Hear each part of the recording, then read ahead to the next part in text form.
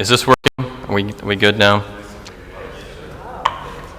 Now, with authority and lots of volume, we're going to go ahead and start in just a minute.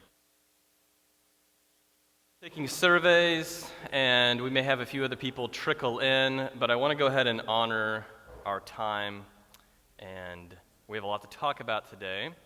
So we'll go ahead and start. So, welcome back, those of you who made it, the Intrepid Warriors going through the Resurrection series. We have been off for 2 weeks now for a variety of reasons. So if you remember, several weeks ago, we started talking about resurrection. We talked a little bit about an overview of resurrection, and then we looked at the resurrection according to Mark. So today we're going to look at the resurrection according to Matthew. And I think one of the questions that would be worth asking at this point in the class is, we already did resurrection. We've looked at the story. Aren't they basically all the same? Why are we doing this again? Because it's going to feel like a little bit of a retread. And I think the best way to explain this is what the purpose is of looking at the different resurrection narratives in the New Testament. And the way I'd like to talk about that is from the movie The Matrix. So if you've ever seen The Matrix, at one of the Matrix movies, the main character, Neo, gets to the end, and he finds there's this guy called the Architect who made the whole Matrix. And then he goes back and talks to the Oracle. And the Oracle explains that their roles are the opposite. So she says that the Architect who made the Matrix doesn't understand choices. He can't. To him, she says, they are variables in an equation. One at a time, each variable must be solved and then countered. That's his purpose, to balance the equation. And Neo asks her, what's your purpose? To unbalance it, she says. There is a tendency within Christianity and within the church to want to harmonize all of the readings in the Bible. Anything that seems different, there's an attempt to just push it all together and make it say the same thing. And the church calendar actually does this to some degree. It takes all the different nuances within the Bible and it wants to put them into a single unitary story, which is great and it's really helpful. The purpose of this kind of discussion is to unbalance that, is to problematize or pull that apart to see the different voices within the New Testament and understand them on their own. And so that's what we're doing today, and that's what we'll be doing next week and the week after as well. We're going to be looking at not just resurrection as an idea, but the way that the different authors of the New Testament talk about resurrection. What is it that we get by looking at Mark's account, or Matthew's account, or Luke's account, or John's account by itself? So that's the purpose of our time today. We're now moving from Mark to Matthew. So just as a reminder, these are the images we saw last time about the different gospel writers. We talked about how the different gospel writers were often imaged using these 4 images of a person, a lion, an ox, and an eagle. They represented the different evangelists. And this is a way of representing the different ways in which the authors portrayed Jesus as a teacher, as a servant, as divine, etc., etc. And today we're going to be looking at Matthew. So in order to do that, we want to look at, we want to just remind ourselves of the way in which Matthew comes about. Welcome. Glad to have you. We are just looking at Matthew. So where does Matthew come from? This is not a college class. We're not going to go over this great detail, but just as a reminder, Matthew is using Mark almost certainly as a source.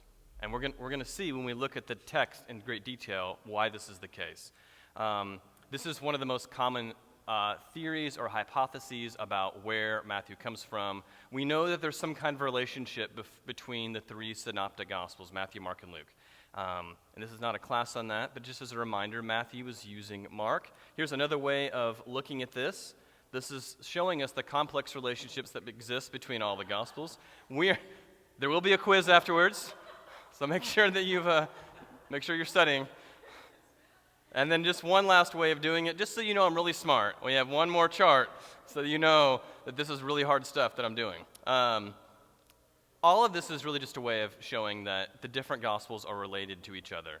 And we don't know exactly what that looks like, but we know that they're related. We know they're using one another. And one of the things we're going to look at today is what's called redaction criticism, which is a very basic way of saying, what is it that Matthew changes or adds to or subtracts from the story in Mark, and why would that be significant? So, in order to do that, let's go ahead and read Matthew. So we're in Matthew 28, the story of the resurrection. If someone could read the first 10 verses, then maybe someone else can read the last 10 verses for us. It breaks nicely into two. First 10 verses, Julie. Okay, thanks.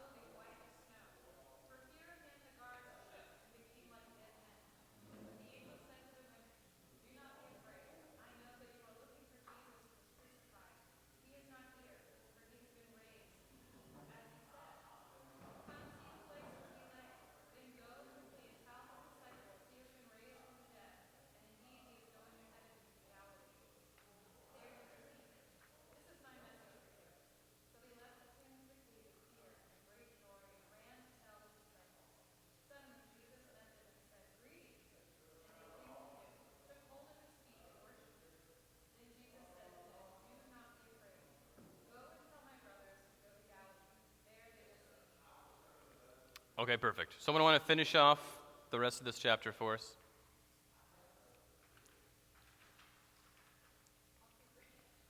No, please, go ahead. Thanks.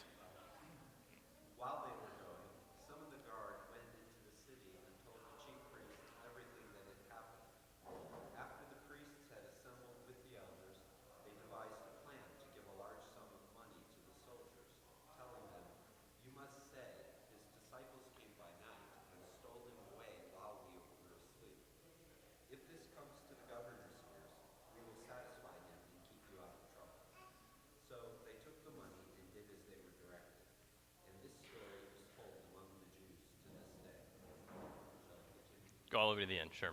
Now the 11 disciples went to Galilee, to the mountain to which Jesus had directed them. When they saw him, they worshipped him, but some doubted. And Jesus came and said to them, "All authority in heaven and on earth has been given to me. Go therefore and make disciples of all nations, baptizing them in the name of the Father and of the Son and of the Holy Spirit, and teaching them to obey everything that I have commanded you. And remember, I am with you always to the end of the age." Perfect. Thank you so much. Okay, so any first thoughts, questions, comments about reading through Matthew's story?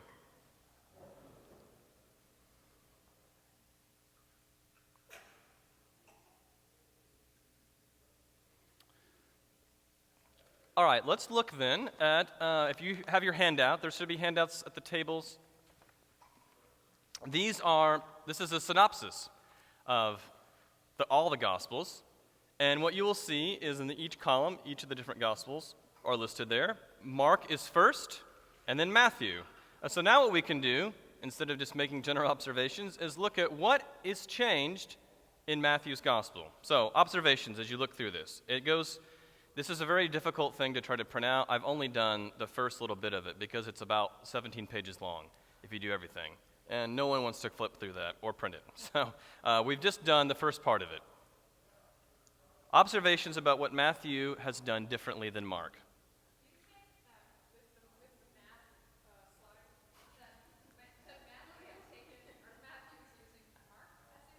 Yes.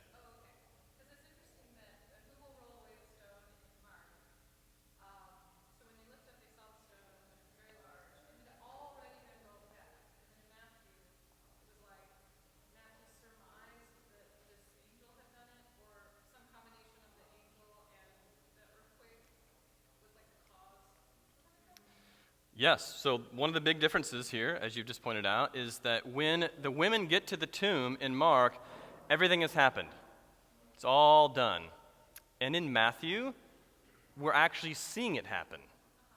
So they get there, they don't ask the question, they're going there, and then they see this act happen.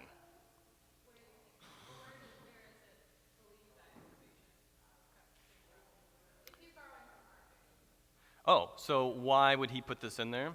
Right, okay, so this is something we'll see over and over again as we look through this, is that the gospel writers are, the stories that we're going to get are going to change, and sometimes pretty dramatically. And so the question is, why are these stories different? Is it because they had new information? Is it because they thought the old person was wrong? Is it because they wanted to add a new emphasis? Is it because, and these are all open questions. These are things we'll have to figure out together. But the first thing is to notice that it's different. It is definitely different. So that's one of the biggest differences, is that now you have the presence of all these other things. Other thoughts, differences, changes that strike you between the two?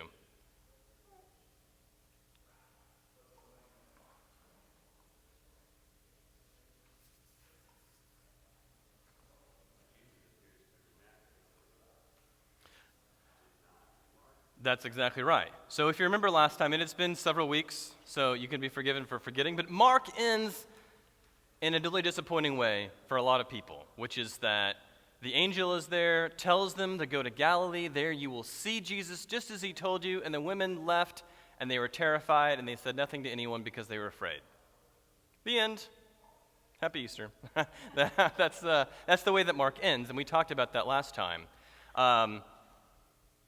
So no one has really found that ending satisfying throughout church history, or I should say most people have not found that ending satisfying, and Matthew seems to be one of them.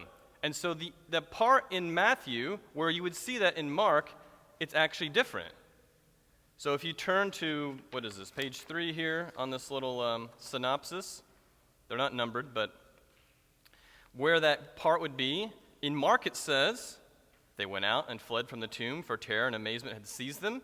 And they said nothing to anyone, for they were afraid. But Matthew says, so they left the tomb quickly with fear and great joy and ran to tell his disciples. So a pretty obvious change, yes. And then, of course, then later we have a scene where Jesus meets them, talks to them, which kind of seems a little redundant because they got the information already. We can talk about that in a minute. But that's another big difference. There's one other big difference between these two stories that no one's mentioned yet. I'm sorry?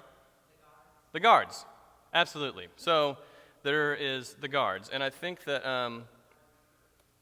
here we go. So the things that are unique to Matthew, we've got guards at the tomb. This is the only gospel that talks about there being guards at the tomb. Absolutely. An angel appears to roll back the stone, and then we have the presence of earthquakes. So I want to talk about some of these uniquenesses and these differences in Matthew real quick. So let's start by talking about the guards at the tomb. This is the only place where this appears. There's no other gospel that has a talk about the guards at the tomb. Why do you think that Matthew would include this and the other gospels would not? Any thoughts? Okay. Yep, say more about that.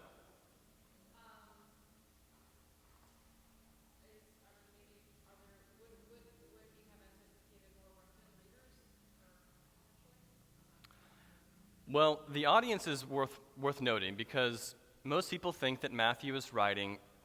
Matthew himself seems to be a Jewish Christian. If you read through Matthew's gospel, there's a lot of interest in Judaism, in the law, and in Jesus being the correct teacher of the law. Jesus is often said to be kind of represented as a new Moses figure in Matthew. You have heard it said, it says in the Sermon on the Mount, yet I say to you, etc., etc. And so having a Jewish audience means that most people think, many scholars think, that Matthew's engaging in conversation. The early Christian church, Matthew's community, and the Jews who don't believe in Jesus, they're beginning to define themselves against each other. And it's very early, but as most of us know, whenever you're in a family with somebody, you often have the sharpest disputes with the people you're closest with. And so this is the case also for Matthew's community. They are Jewish Christians who believe that Jesus is the Messiah, arguing with other Jews who do not think that Jesus is the Messiah. And so one of the things that we see in Matthew's gospel is the presence of Jewish leaders who say, let's go post guards so that they don't steal the body and purport this kind of deception. Does anyone recognize this picture? This is Hieronymus Bosch, and it's a picture, of course, of the crucifixion. I'm not an art scholar, but we can make some observations about this art a little bit. Any thoughts on this? What it looks like, how it feels? We're all amateurs. We can do this together. Say that? Grotesque. Yes, absolutely. Anything else? Chaotic, yes. Any other thoughts on this? So, yes, absolutely. Now, these are all good surface-level observations that I think are right. So Jesus is here in the center carrying his cross, and these are the crowds of people around him, and they are portrayed in a way to show that they are mean, evil, gross, distorted figures. And this is an example in art of polemic. And polemic is a big word that means that you are arguing against someone. And so here, we can see that the story of the guards of the tomb is an instance in Matthew's gospel of polemic. The leaders receive clear signs from heaven, but their only interest is in suppressing this story. The Jewish leaders address Pilate as Lord, which is really telling. So Matthew's showing that their real allegiance is to Rome and not to the Jewish scriptures. And here in Matthew's gospel, of all the gospels, resurrection comes really close to being an unambiguous, unquestionable fact that only liars can deny. So in other words, if you deny the reality of the resurrection, you must be like these people who are so gross and blatant in their stupidity and in their opposition that it doesn't happen. So it's a problem in Matthew's gospel that he wants to paint the Jewish leaders in this way. And it's also not a mistake, again, that it appears only in Matthew's gospel. So it is an example of polemic. It's a way of showing that Jewish leaders who suppress the truth of the resurrection do so not because they haven't had the right experience, but they know better. They know better. They know the guards came back and had this amazing experience, and what they're really interested in saying is we shouldn't do it. So one of the things I think that's worth pointing out or paying attention to is the way in which that kind of polemic shapes even Matthew's own story. Okay, I now want to move on from the story of the guards, unless there's more conversation about this. Okay, differences in Matthew's version. So if we read through it, and you can read through in your synopsis really carefully, what we see is that the women are not talking about purchasing ointments. They're not there to anoint Jesus as they are in Mark's gospel. There's no discussion about rolling away the stone, as Julie pointed out. There's actually 2 women instead of 3. So these are all some kind of small, minor details. And probably one of the biggest differences is, the presence of the angel at the tomb. In this dramatic way, all the gospel stories have angels that show up, but in Matthew's gospel, the angel shows up and does something really dramatic. Shows up, rolls the stone back, and then sits on it.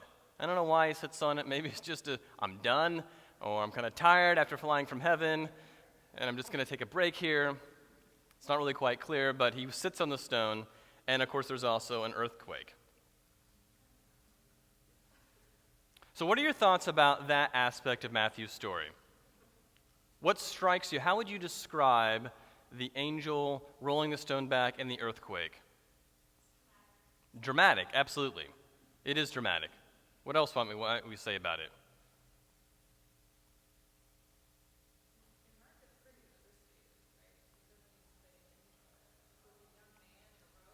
That's right. Yeah, you have to kind of guess that it's an angel.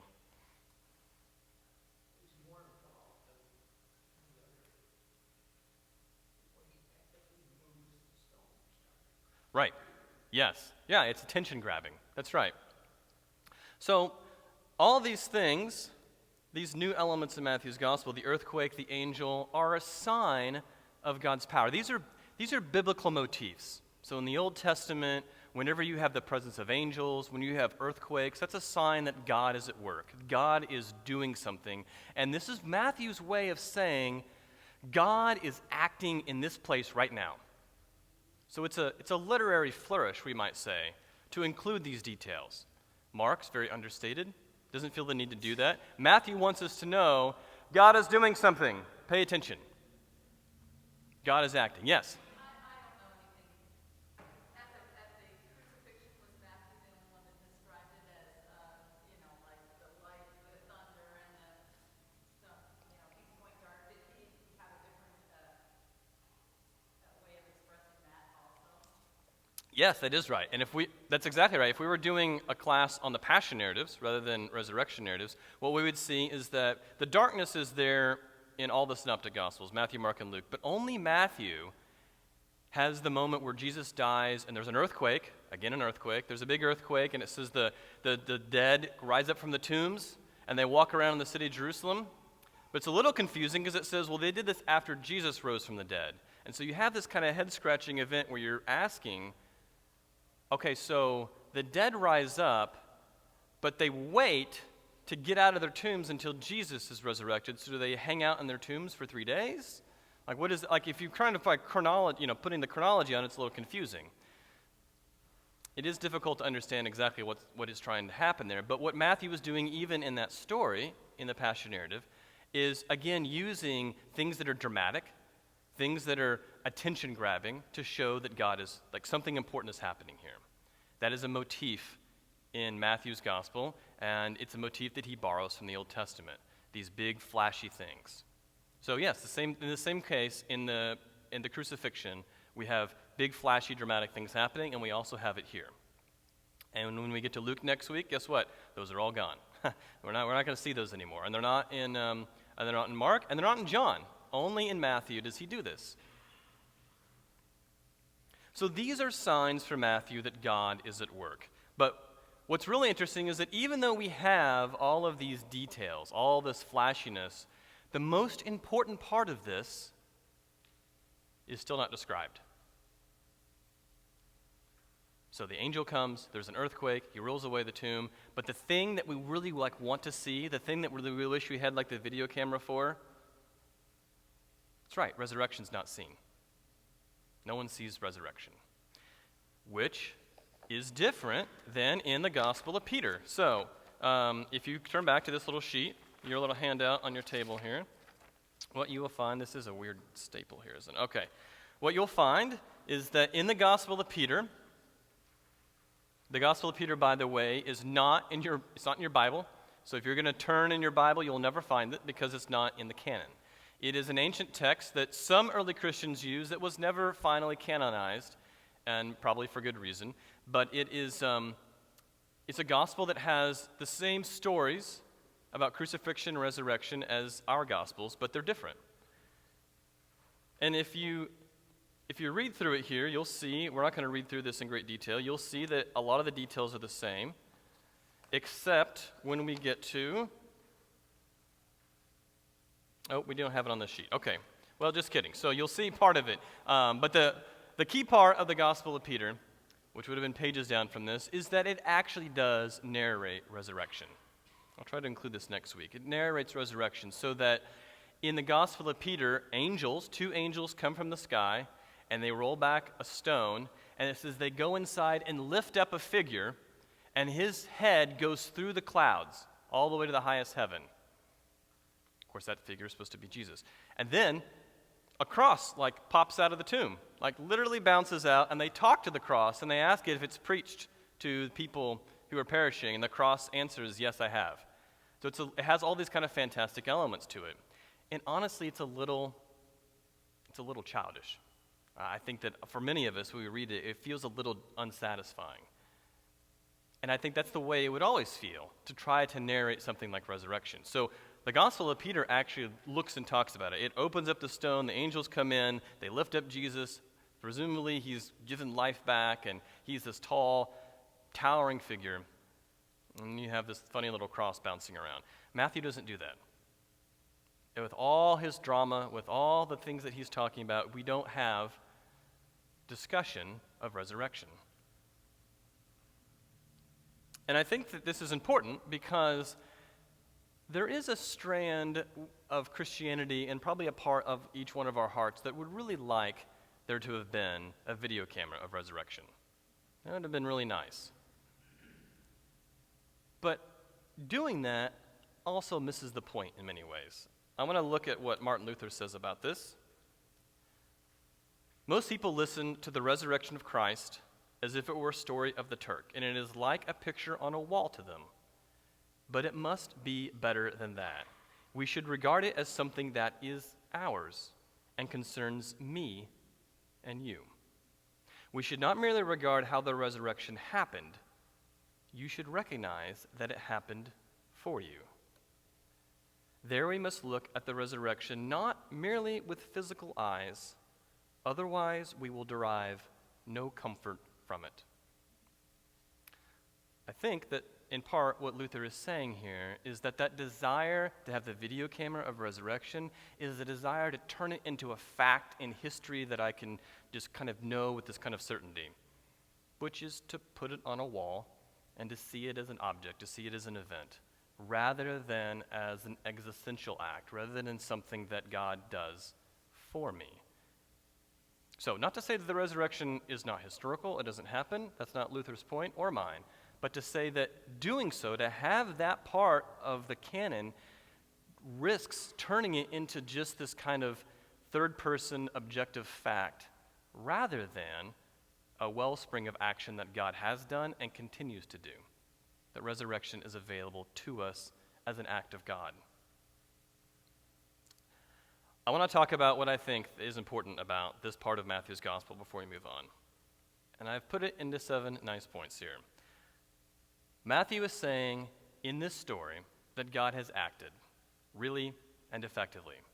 That's why he has all this dramatic stuff. That's what Matthew's trying to say with all of that imagery, is that God is at work here.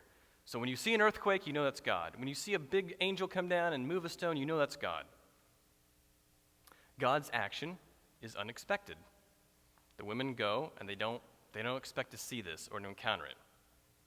God's action is only reported with people, not Christ. In other words, we don't see what God does with the body of Jesus.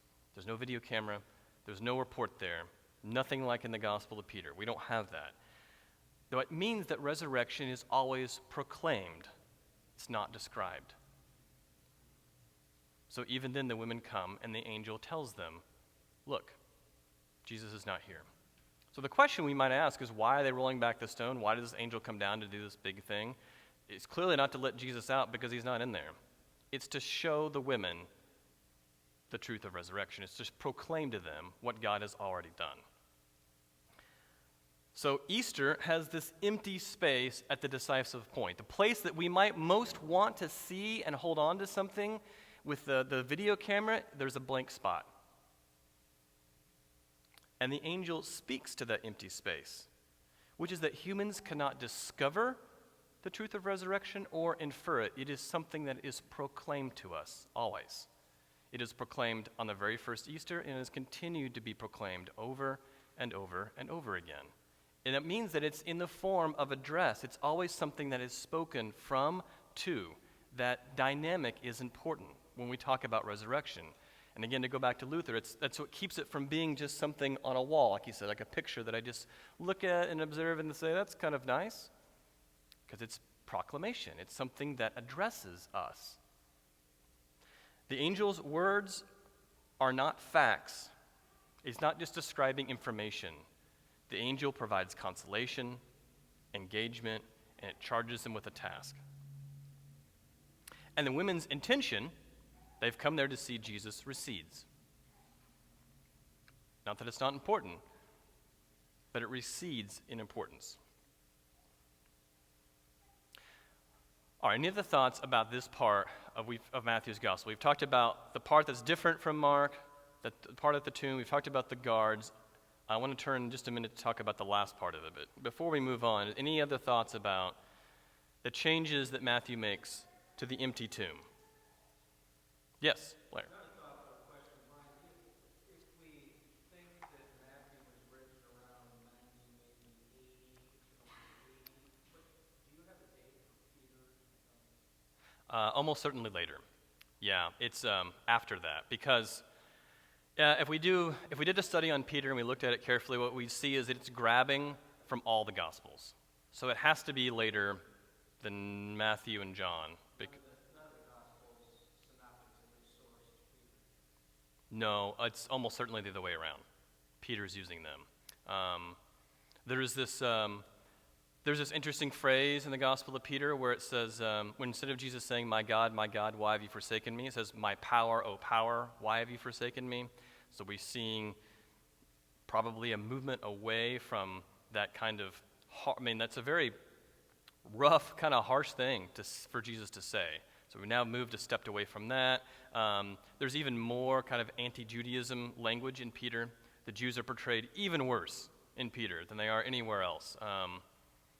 They are, the polemics in it is really high.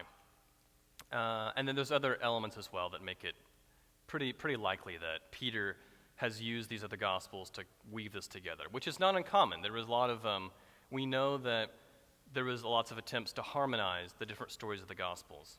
And so we shouldn't be surprised by that. That's right. We would. And of course, we could say the same thing about Matthew and Mark. Matthew is using Mark, but adapting it in a way that he thinks is helpful. And we see this over and over again as we've talked about, that when Matthew adapts Mark, even outside of this area, like when you go back to a story about a healing or teaching, Matthew gets right to the point. Mark's very long, he has lots of description, it's very exciting. Good literary theory can be applied to Mark in the way he's telling rich stories. Matthew doesn't care about that. Just shorten it, get to the point. Two guys come up, Jesus heals them, Jesus is the Messiah. Let's move on. Next point. Right? Mark wants to tell this long-winded story about Legion and how complicated this is and the people at the tomb, and Matthew's going to shorten that down. Other questions or comments about this part? The presence at the tomb, the story of the empty tomb, is the one story that's present in all the four Gospels. So we're going to see this next week in Luke, and we're going to see it in John as well. Now, it gets changed considerably. It's a different kind of story, but the story of the empty tomb is present in all the Gospels. The things we're going to talk about in a minute are unique to Matthew, and then there's things that are unique to Luke, etc.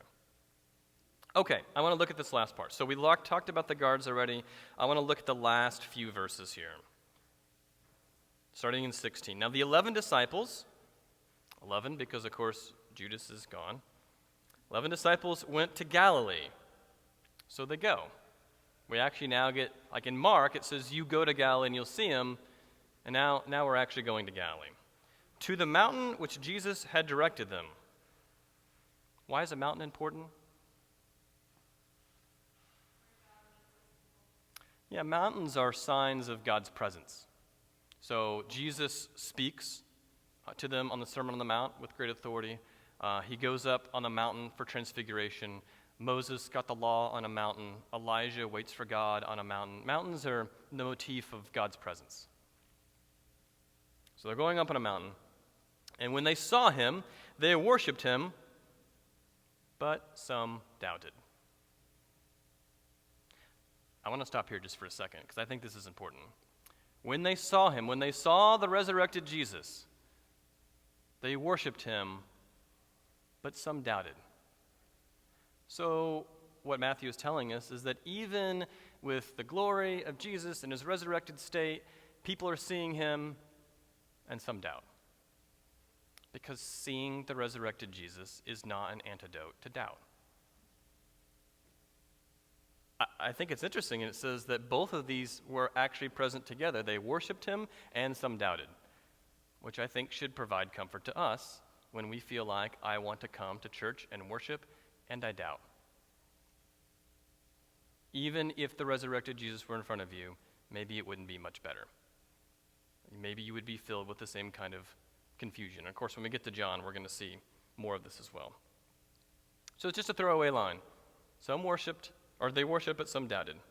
And Jesus said to them, all authority in heaven and on earth has been given to me. Go therefore and make disciples of all nations, baptizing them in the name of the Father, and of the Son, and of the Holy Spirit, and teaching them to obey everything I have commanded you. And remember, I am with you always to the end of the age. Okay, so this final appearance has three elements to it. Jesus talks about his authority. All authority on heaven and earth has been given to me. And if we remember early on in the temptation, one of the temptations early of Jesus, one of the three temptations is the devil saying, if you worship me, I'll give you all the power. And of course, Jesus says, no, not today, Satan, right? So go away. And now, Jesus, having done it the right way, having submitted to God, now has received actual all authority, not from the devil, but from God, has been given to me as a passive to indicate that he's received all power from God. His commissioning has three verbs: make disciples, baptize people, and teach. It is really interesting that it goes in this order as well. It is not teach, baptize, and make disciples. And the final thing is that Jesus promises his presence. So the beginning of Matthew's gospel starts with the naming of Jesus as Emmanuel, which Matthew tells us means God with us. God is with us. And the very end of Matthew's gospel ends with Jesus promising always to be with us. So they're bookends. The fancy term for that is called an inclusio, if you want to impress your friends at a cocktail party. But that kind of bookend is important. It's a nice literary device there. Thoughts, questions about this section? What kind of cocktail parties do you go to? Really nerdy ones. Yeah. Yes, we could use some normal people there. I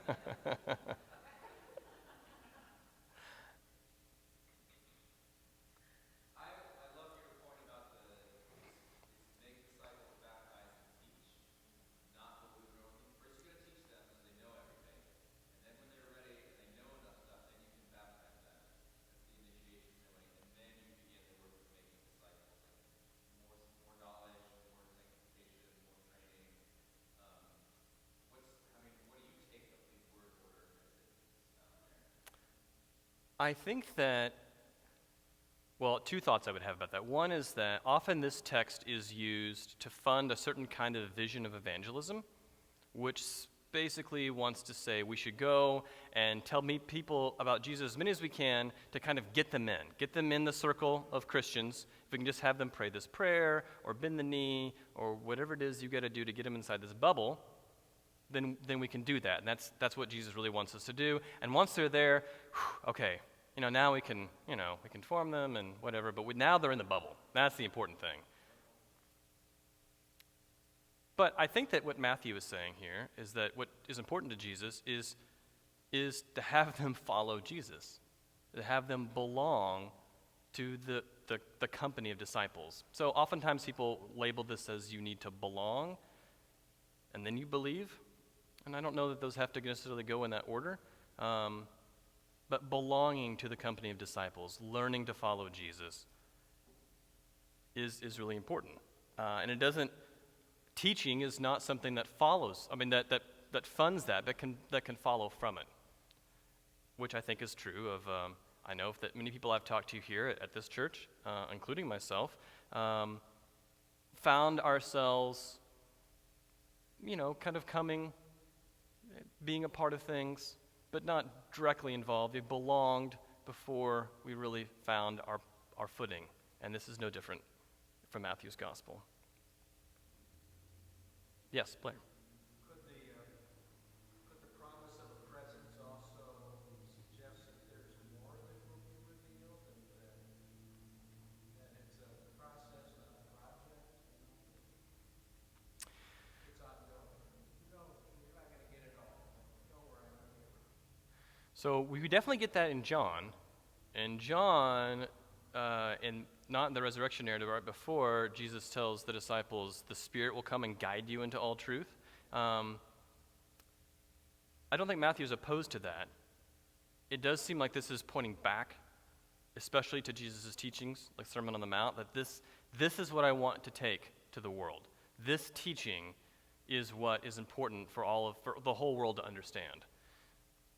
I don't think it's opposed to that notion, though, that you were guided into truth, or that there's more to learn. Yes? Was the audience reading this like Holy Spirit with a clear what's that? So this is what it would mean to be baptized in the Holy Spirit. Yeah, Matthew doesn't talk about the Spirit very often. This phrase, there's a lot of conversation about this, Father, Son, and Holy Spirit. It's a singular name. This is one of the early texts that later Christians would point to talk about the doctrine of the Trinity. It's the name of this three-part thing here. Matthew is frustratingly vague about it. But the idea of Holy Spirit or the Spirit would have been well known among Christians in the community. Just he doesn't have a lot to say about it. So he doesn't go into great detail what that means. But what I think is interesting is to notice how little he talks about that role. So Luke's going to talk about it a lot more, and John's going to talk about it more, and Matthew, not as much. This was a key text for all those discussions, that's right. Yeah, it was really important. Yes, thoughts?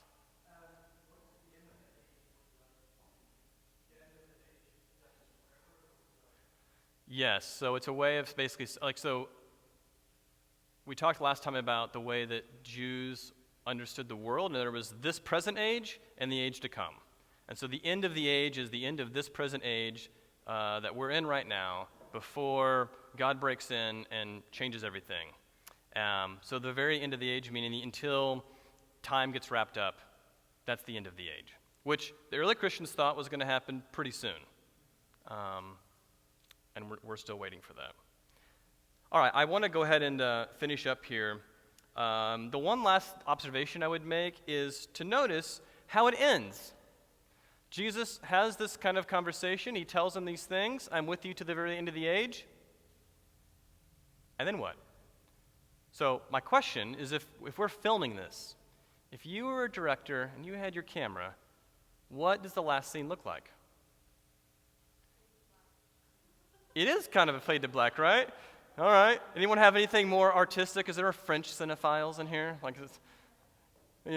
Is there a crane there where the camera goes up and maybe zooms out before it fades to black? Who knows? I don't know. Maybe if you have a better way of doing it, I'm not very creative.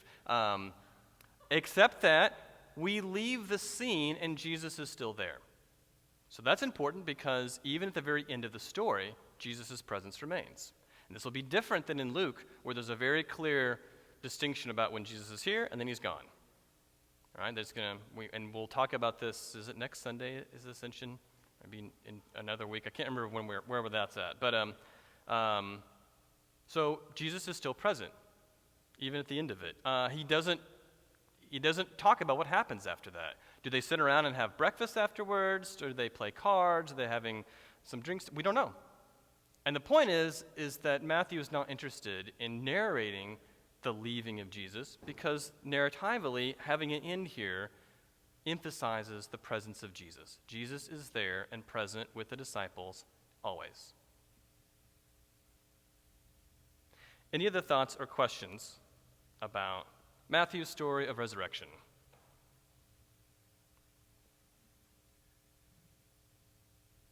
Okay, well, next week, if you were really tired of seeing me up here, I've got good news for you, because next week, Aaron is going to be here instead, and he's going to talk about Luke, and then I will be back the following week to talk about John. So we're going to finish it out.